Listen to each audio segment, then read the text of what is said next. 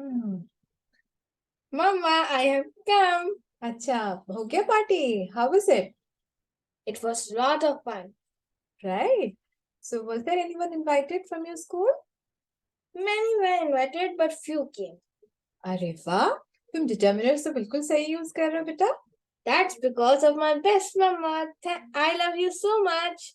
I love you too. Mama, so much क्यों? So many क्यों नहीं हो सकता?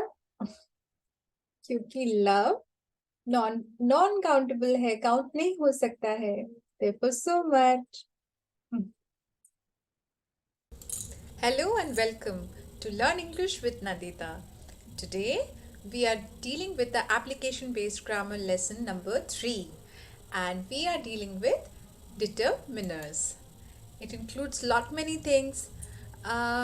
वैसे इसका नाम determiners है, determiners है या determiners है? Lot of confusion, right?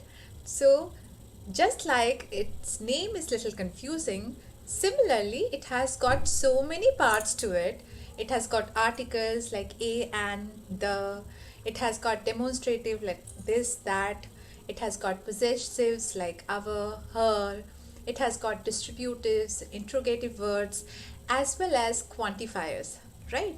Quantifiers are the toughest of the lot, and they make you feel little confused because they are basically kind of adjectives all as well, right? So let's dive into the topic and let's not get confused any further. तो चलो determiners के बारे में जानते हैं, जिसमें कि articles भी हैं और तरह तरह के एडजेक्टिव्स भी हैं, जो कि नाउन के पहले बैठते हैं. और ऐसा कोई भी चीज़ जो नाउन के पहले बैठता है वो डिटर्मिनर्स होते हैं. तो पहले तो नाम का कंफ्यूजन दूर करते हैं. What is it called actually? It is determiners and not minors or mainers, right? तो नाम क्या है? डिटर्मिनर्स है. इसमें हम ए एंड द आर्टिकल्स पढ़ेंगे और बहुत सारे एडजेक्टिव्स जैसे कि डिस्ट्रीब्यूटिव्स हो गए, ईच, है ना, या डेमोन्स्ट्रेटिव हो गए, दीज है ना, पोजेसिव्स हो गए, या क्वांटिफायर्स जैसे कि सम, फ्यू, ये सब के बारे में जानेंगे.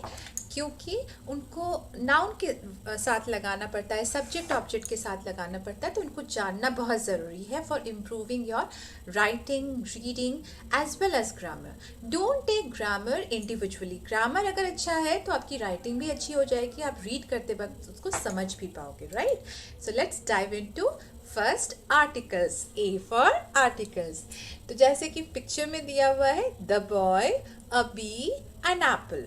ठीक है, तो ये हम लोग को सबको पता है कि हम लोग जो है आर्टिकल्स जो ए एन है वो इंडेफिनिट होते हैं, और वो बेसिकली कॉन्सोनेंट साउंड के पहले अगर हो तो ए लगता है, और वावल साउंड के पहले अगर हो तो एन लगता है.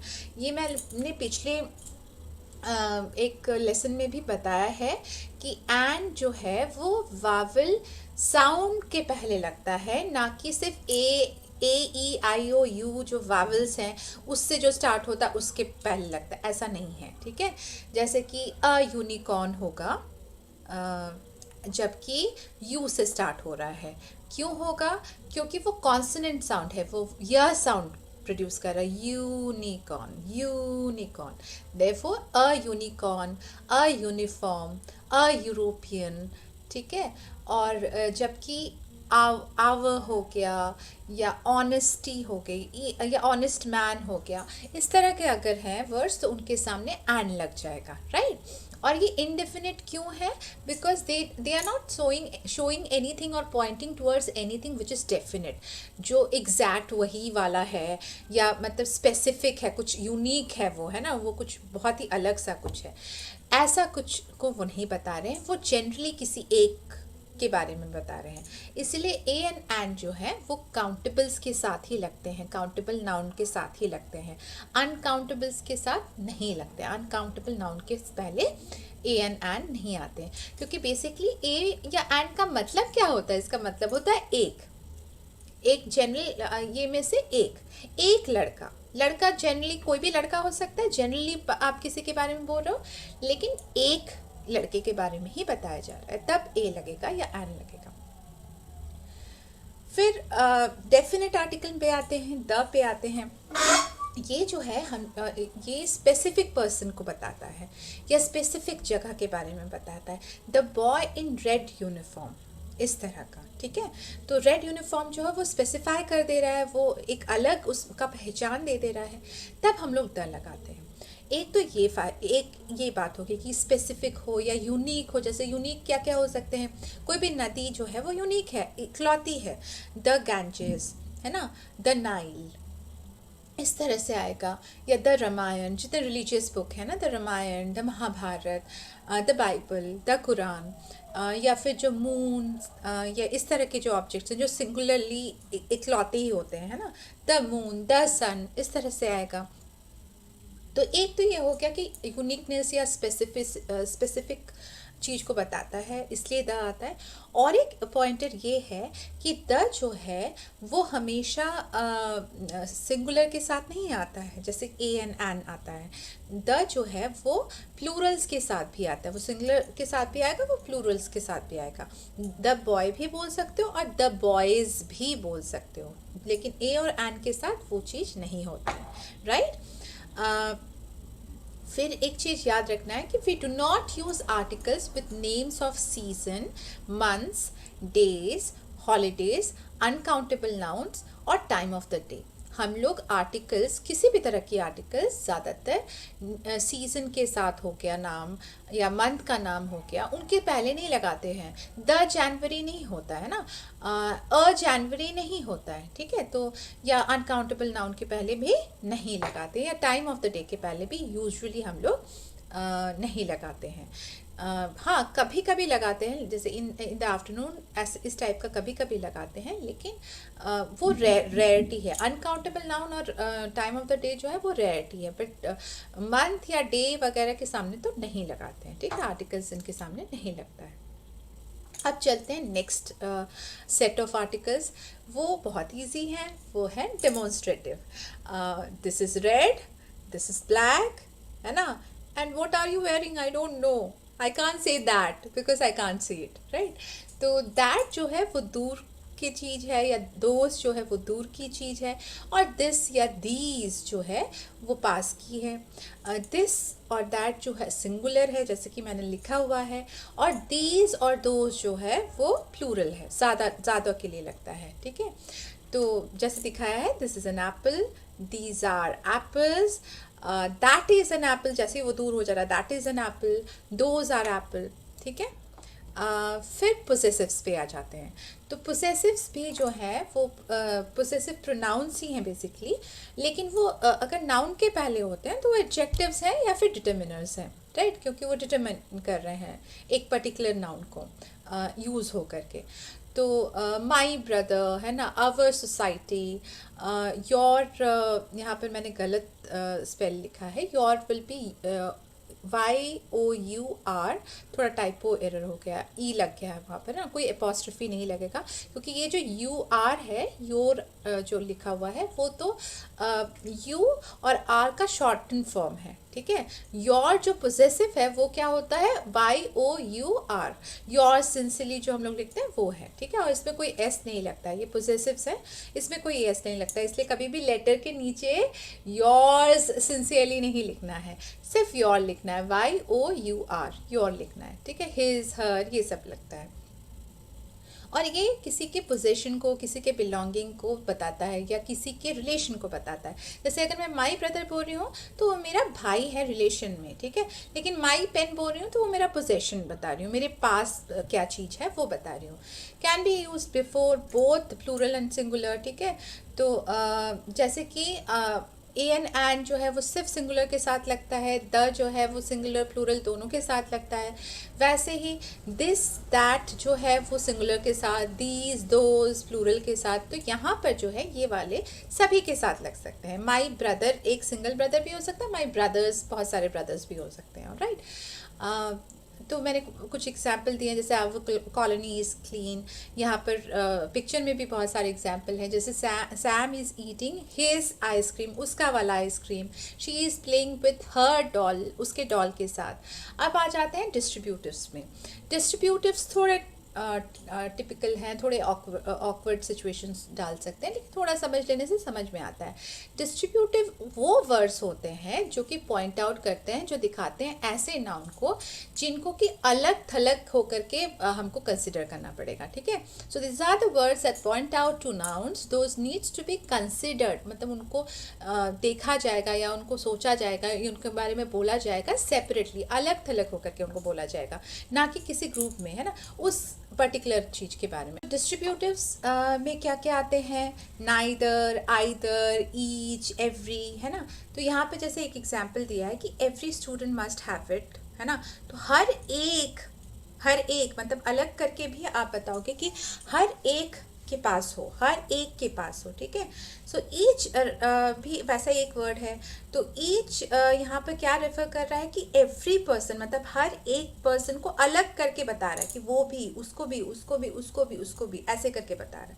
तो each one of them had a ball. तो यहाँ पर दो लड़के दिख रहे हैं और दोनों ही के पास अलग करके भी बॉल था। ऐसा नहीं कि दोनों के पास एक बॉल था, बल्कि दोनों के पास इंडिविजुअली अलग से भी एक बॉल था, ठीक है। तो each one of them had a ball, right? Now let's go to interrogatives. Interrogatives are interrogatives words, है ना, WH words, जिससे आप question words भी बोलते हो।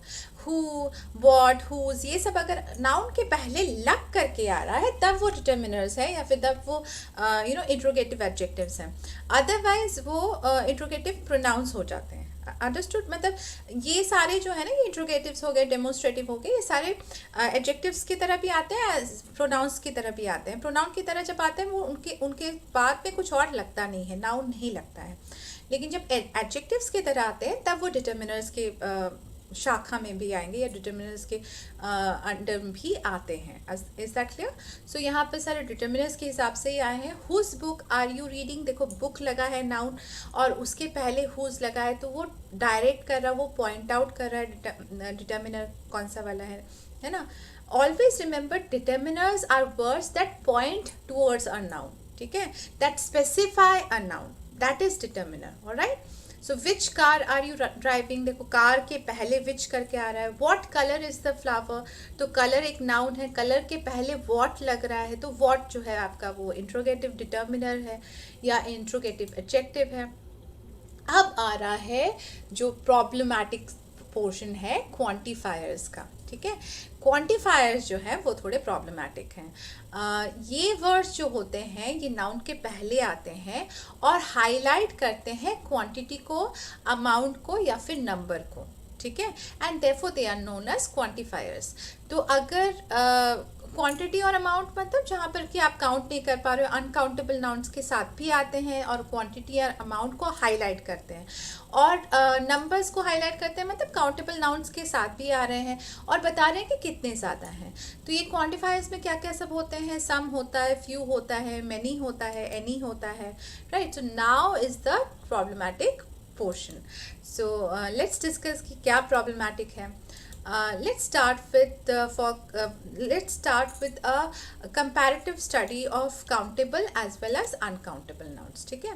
काउंटेबल नाउन्स के श्रेणी में कौन कौन आते हैं, अनकाउंटेबल के श्रेणी में कौन कौन आते हैं, और उनमें क्या कंपैरिजन है वो देखते हैं, ठीक है।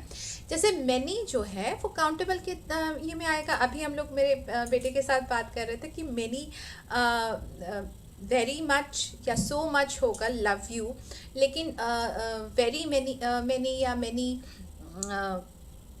सो मैनी क्यों नहीं होगा? क्योंकि लव जो है वो आप काउंट नहीं कर सकते, वो नॉन काउंटेबल है, वो एब्स्ट्रैक्ट है, ठीक है। तो वहाँ पर आप मैनी नहीं लगा सकते, आपको मच लगाना पड़ेगा। तो मैनी हो गया, सम हो गया। सम एक ऐसा वर्ड है जो कि आपके दोनों ही कैटेगरी में आते हैं। सम जो है आपके काउंटेबल में भी आते हैं और अनकाउंटेबल में भी आते हैं। एक चीज़ ध्यान में रखो कि मैनी और मच, मेरा बेटा क्यों कंफ्यूज हो रहा था, क्योंकि मैनी और मच जो है दोनों ही जो होते हैं वो दोनों ही ज़्यादा बताते हैं, इसीलिए कंफ्यूजन होता है। लेकिन मैनी जो है वो काउंटेबल है और मच जो है वो अनकाउंटेबल है, सिंपल सी लॉजिक है। लेकिन सम में थोड़ा डिफिकल्टी होता है, क्योंकि सम जो है वो काउंटेबल के साथ भी आता है और अनकाउंटेबल के साथ भी आता है। लेकिन मेनली क्या चीज़ हम लोग को फोकस करना पड़ेगा कि ये जो है लेसन, मतलब थोड़ा लेसन फॉर्म तो बताता ही है, मतलब थोड़ा कम है ये तो बताता ही है सम जो है। लेकिन ऐसे टाइम पे बताता है जबकि स्पीकर को ये आइडिया हो कि सिचुएशनल रिक्वायरमेंट क्या है, कि सिचुएशन में कितना चाहिए और किस हिसाब से कम है। अगर ये स्पीकर को पता है तो फिर कोई प्रॉब्लम नहीं है, तब आप सम लगाते हो, ठीक है। तो सिचुएशन रिक्वायरमेंट पता है और कम मतलब कितना कम है वो एक अंदाज़ा है, तब आप सम लगाते हो ना। देयर आर सम पीपल, मतलब ठीक है, ठीक ठाक लोग हैं, ठीक ठाक है। जब आप ठीक ठाक को काउंटेबल में भी बता रहे हो तब भी सम लगाओगे, जब आप ठीक ठाक को अनकाउंटेबल में लगा रहे हो तब भी सम लगाओगे। तो फ्यू जो है, फ्यू या अ फ्यू जो है वो काउंटेबल में आएगा, अ लिटिल जो है वो अनकाउंटेबल में आएगा, और वो दोनों सेम ही श्रेणी के हैं, सेम कैटेगरी में आ रहे हैं। फिर वैसे ही फ्यू, अ फ्यू या अ लिटिल का क्या मतलब हुआ? अ फ्यू और अ लिटिल जो है वो थोड़ा सा और कम, सम से थोड़ा और कम हो गया है ना। जब you are talking about something which is less and it's okay but very few, it's okay but very few, ठीक है, it's all right but very few. Some जो है वो कम है लेकिन सिचुएशन रिक्वायरमेंट के हिसाब से ठीक ठाक है ना। लेकिन अ फ्यू जो है वो मतलब कुछ थोड़े से ही है, जैसे 6-7 ही हैं। अ लिटिल मतलब थोड़ा सा ही है कि अभी के लिए चल जाएगा, अभी के लिए इनफ है, लेकिन थोड़ा सा ही है, ठीक है, ऑल राइट है बट थोड़ा सा ही है।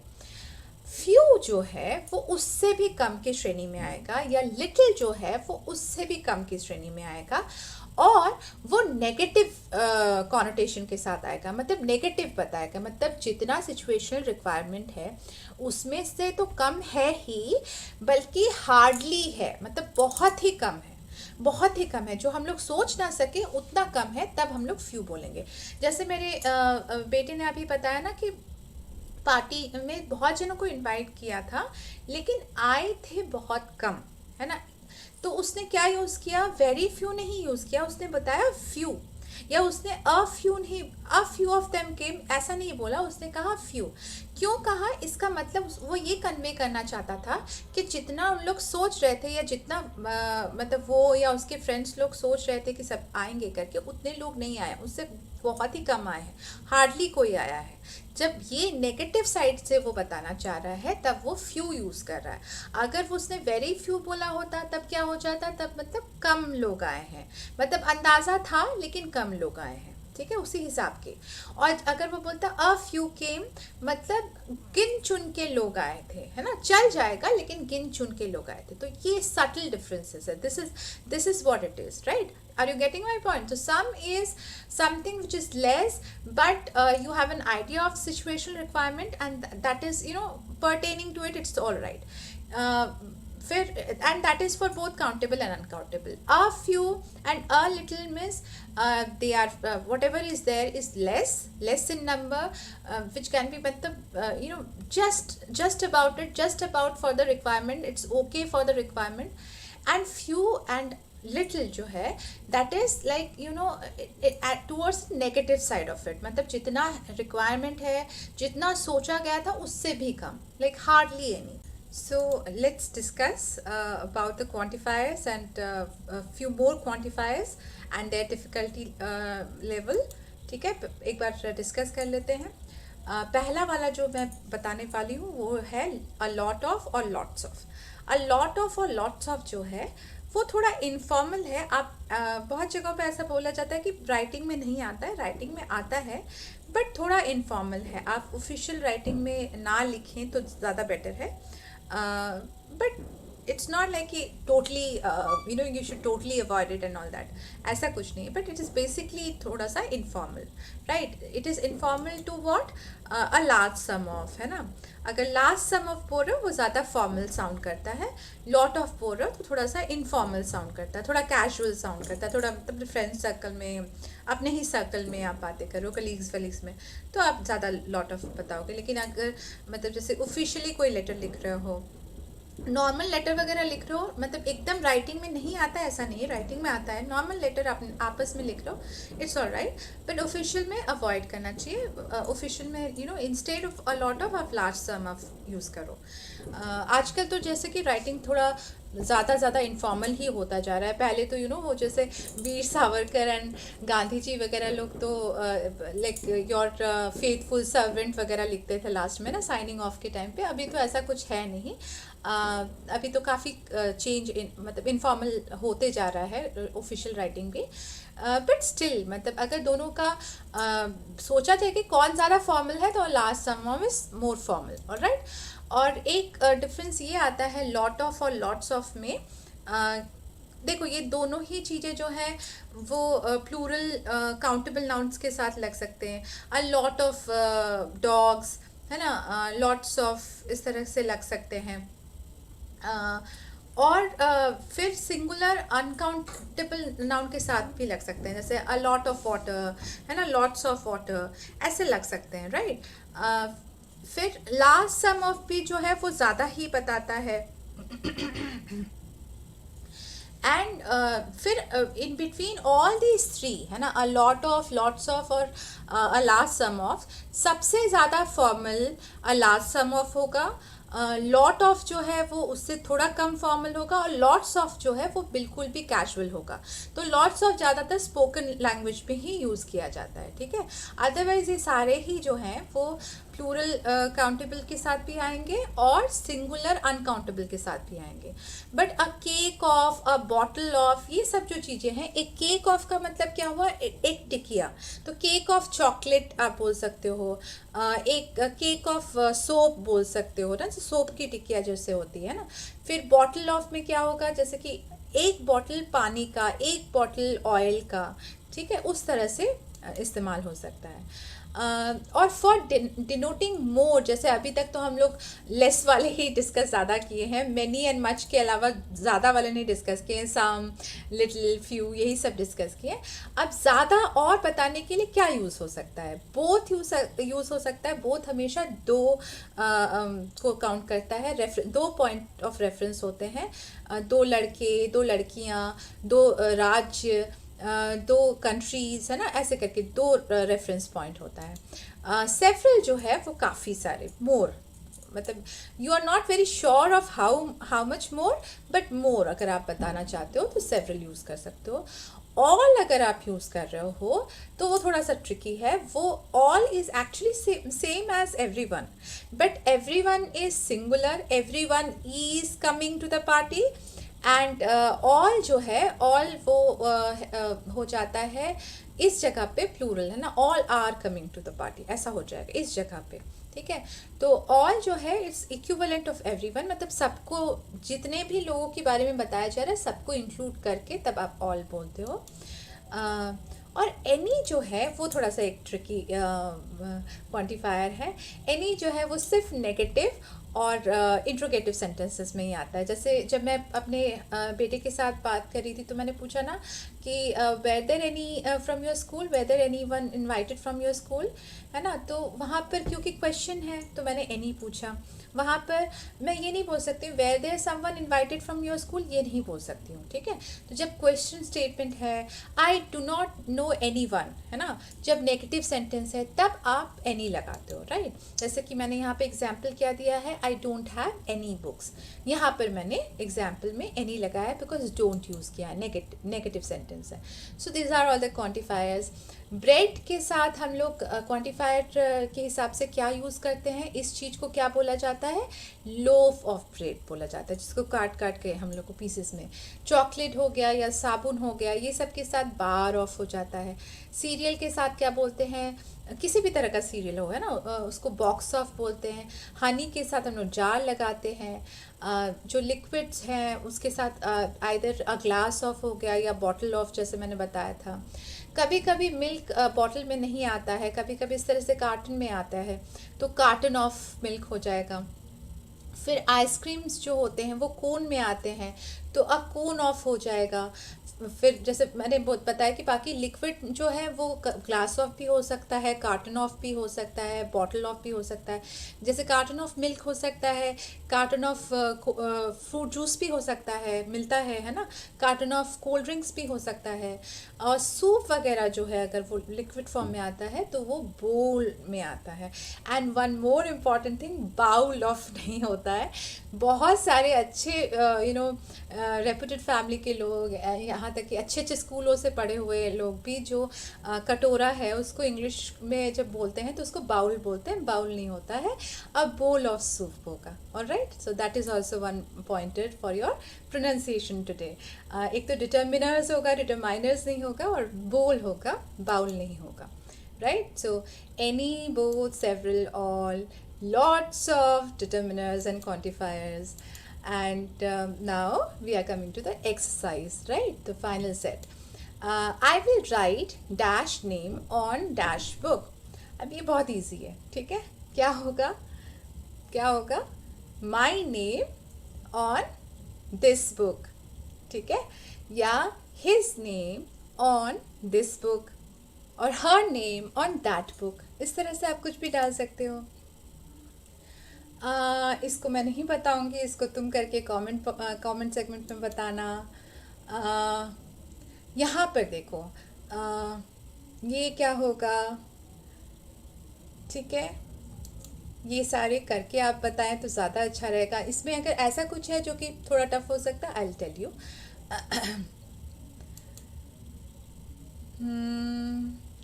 जैसे कि यहाँ पर जैसे मैंने बताया ना कि सेवरल जो है वो क्या होता है, सेवरल जो है वो ज़्यादा को बताता है, लेकिन you are not very sure, पर बहुत ज़्यादा है, मतलब इट्स नॉट बीन काउंटेड, लेकिन इतना ज़्यादा है, ठीक है? तो जैसे साइक्लोन वाला जो सिचुएशन है, वहाँ पर अगर ट्रीज़ गिरे होंगे या ध्वंस हुआ होगा जो भी चीज़, वो इतना ज़्यादा होगा कि काफ़ी दिनों तक काउंट ही नहीं किया गया होगा, राइट? तो वहाँ पर आप बोलोगे सेवरल ट्रीज वेयर अपरूटेड, ठीक है? और ये हैंड्स वाले में क्या होना चाहिए? हैंड्स वाले में हैंड्स कितने होते हैं? Both, right, 2। तो बोथ, जब ये 2 का बताना है, आईज, ईयर्स, हैंड्स, ये ज़्यादातर बोथ होते हैं, ठीक है? ये लास्ट वाला भी मैं नहीं बताऊंगी, give it to me in the comment box, right?